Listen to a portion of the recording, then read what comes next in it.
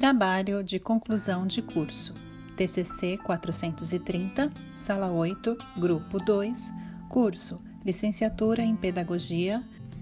Membros do grupo: Elisa, Júnia, Karen, Laís, Luciana, Matheus, Stephanie e Valdineia.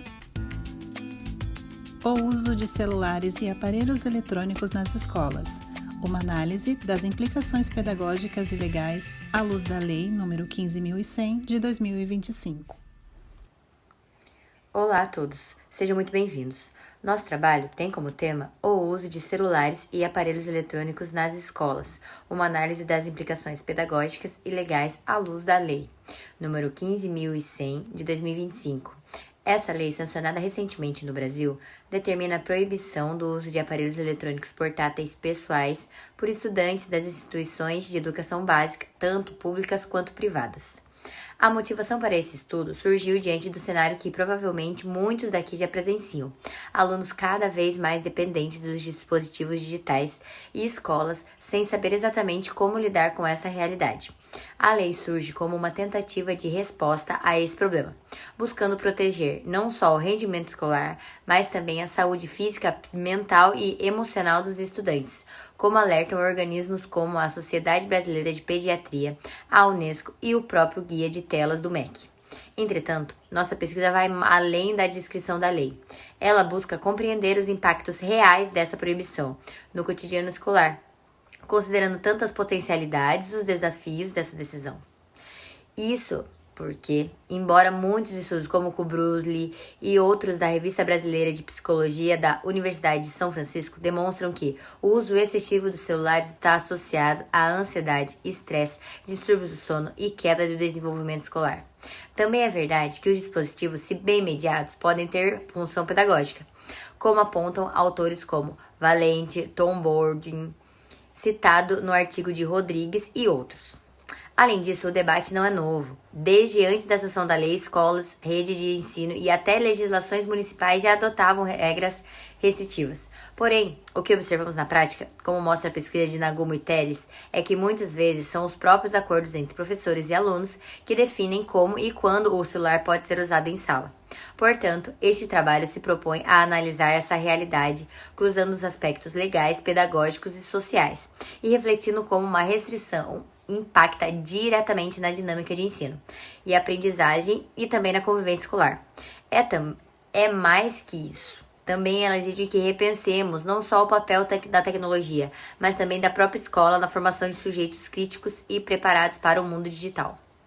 Objetivo geral: analisar a Lei nº 15.100/2025, que proíbe celulares nas escolas brasileiras, através da revisão de estudos e documentos do MEC, buscando entender como essa lei é vista na ciência. Uma entrevista com uma psicóloga escolar em Itapetininga, São Paulo, mostrará a prática. Objetivos específicos: o estudo discute os aspectos legais da lei sobre seus impactos nas escolas, desafios e a importância de diálogo na formação de professores para um uso consciente da tecnologia na educação. O objetivo é contribuir para as políticas educacionais equilibradas.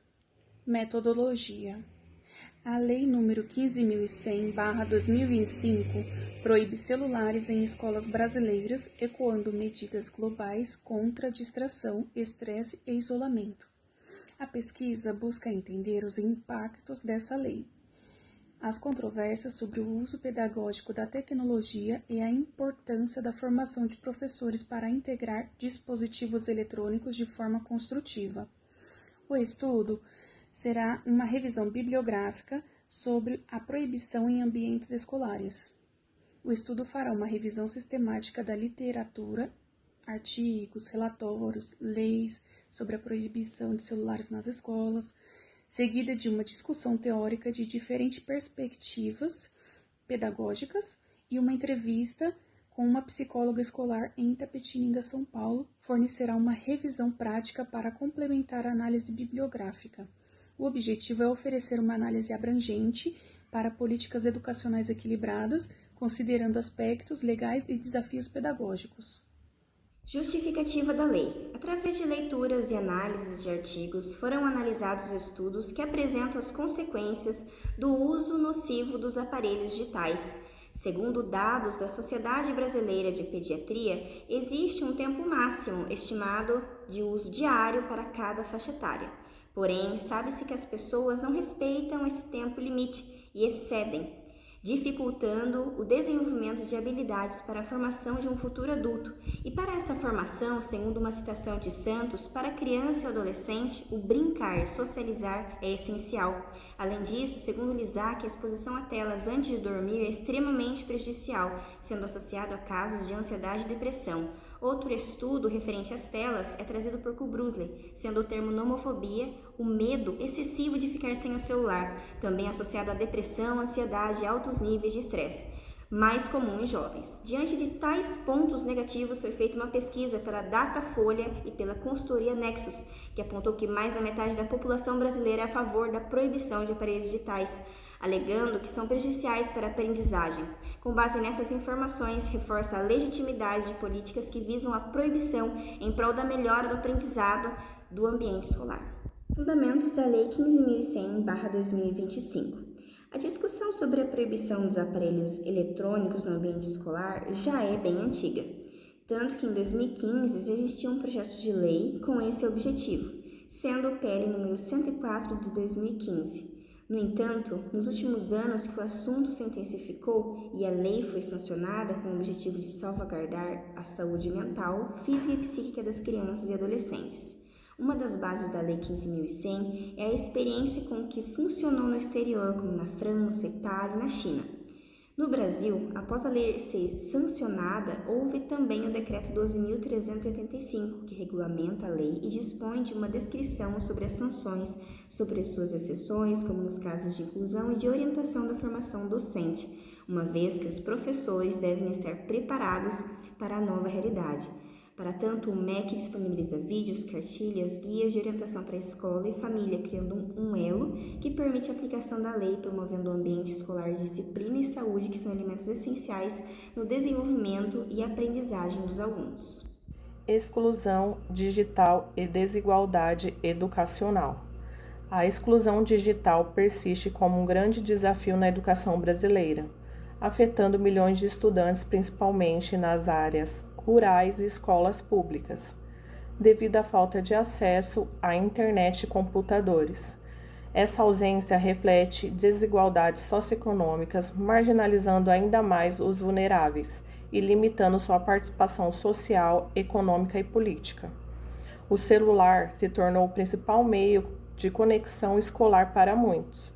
Nesse contexto, a proibição generalizada de celulares nas escolas pode agravar a desigualdade educacional, como alerta a Unesco, que enfatiza a necessidade de planejamento pedagógico e inclusão digital para o uso eficaz da tecnologia. Ignorar a dependência do celular como principal acesso à internet e o conteúdo escolar pode aprofundar as disparidades. Essa proibição acarreta risco como o aumento das desigualdades de aprendizagem, a desconexão de estudantes vulneráveis e a limitação do desenvolvimento de competências digitais essenciais, definidas pela BNCC. A falta de acesso dificulta o aprendizado, a interação, o engajamento, especialmente no ensino fundamental, onde a ausência de tecnologia em casa cria uma barreira significativa. O despreparo de educadores para usar ferramentas digitais também é um obstáculo. Superar a exclusão digital exige investimento em infraestrutura, suporte tecnológico às famílias e formação continuada de professores, garantindo que a tecnologia seja uma ferramenta de inclusão e autonomia, combatendo a exclusão como um problema social amplo. Dando sequência à exposição, precisamos refletir sobre um ponto essencial: o letramento digital e a formação crítica frente ao conteúdo online. Em tempos em que os alunos estão cada vez mais conectados, É fundamental que a escola não se limite a restringir o uso da tecnologia, mas atue ativamente na formação de sujeitos críticos, conscientes e éticos no ambiente digital. Como apresentado anteriormente, muitos estudantes têm no celular sua principal e às vezes única ferramenta de acesso à informação.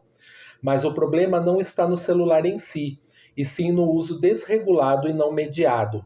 É por isso que a Lei nº 15.100 de 2025, embora necessária, não pode ser interpretada apenas sob um viés punitivo. O Guia de Telas do MEC reforça que o foco deve ser o uso consciente, com apoio da escola e da família. A BNCC, em sua competência 5, já define que o estudante deve utilizar tecnologias digitais de forma crítica, significativa e ética. Isso implica que formar para o letramento digital é mais do que ensinar a usar ferramentas, é ensinar a decodificar algoritmos, identificar fake news, entender as lógicas das redes sociais e agir com responsabilidade nos ambientes virtuais.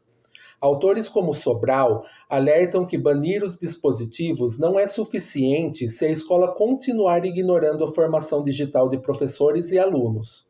A educação para a era digital precisa estar presente no currículo de forma transversal, interdisciplinar e com práticas pedagógicas voltadas à cidadania digital, como defendem também a autora Lúcia Santaella e os autores Moran e Trevisani. Nesse sentido, como veremos na sequência, o celular também pode ser um recurso didático poderoso, desde que o seu uso seja orientado por professores preparados para lidar com os repertórios culturais e tecnológicos dos estudantes. O desafio, portanto, não está apenas na tecnologia, mas em como nós, educadores, mediamos esse uso com a intencionalidade pedagógica e compromisso com a formação cidadã. Os professores podem transformar o celular em um recurso pedagógico. Exemplo em matemática, educação física, na produção de conteúdo, como criar textos, vídeos. E essa abordagem otimiza o aprendizado e desenvolve novas habilidades nos alunos. Vamos falar sobre as sanções e implicações da Lei 15.100 de 25, que proíbe o uso de celulares e eletrônicos em escolas de educação básica, públicas e privadas, visando preservar a saúde mental e física dos estudantes.